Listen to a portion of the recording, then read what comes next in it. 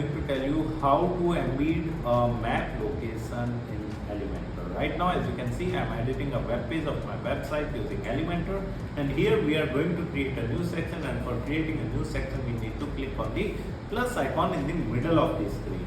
Okay, now it is asking us about the layout, whether we want flex box or a grid. So I am selecting a grid over here, and in the structure I am selecting this one, the 1 row and 2 column structure, right? You can select as per your requirement.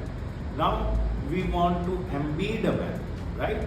So for embedding a map, you just need to add HTML widget into the first column of this particular section. So for adding a HTML widget, you just need to move your cursor over the black header line on the top and click on the plus icon, the add element icon, and here you can simply search for HTML in the left side toolbar, and as you can see, HTML widget is there. You just need to drag and drop this HTML widget to the first column of this section, right?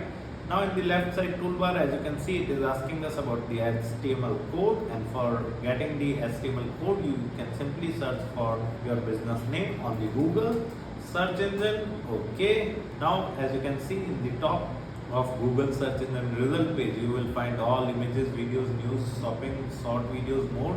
You can click on more and then click on maps.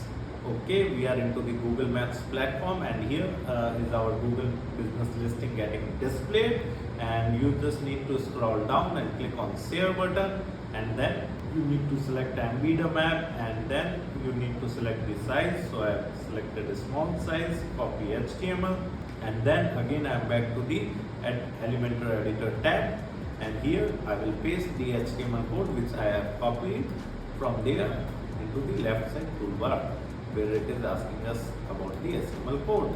So as you can see, we have successfully embedded a map location in Elementor. Apart from that, if you want to learn more about Elementor, I have mentioned my blog link in video description. You can simply visit my blog and read articles related to Elementor with video tutorials.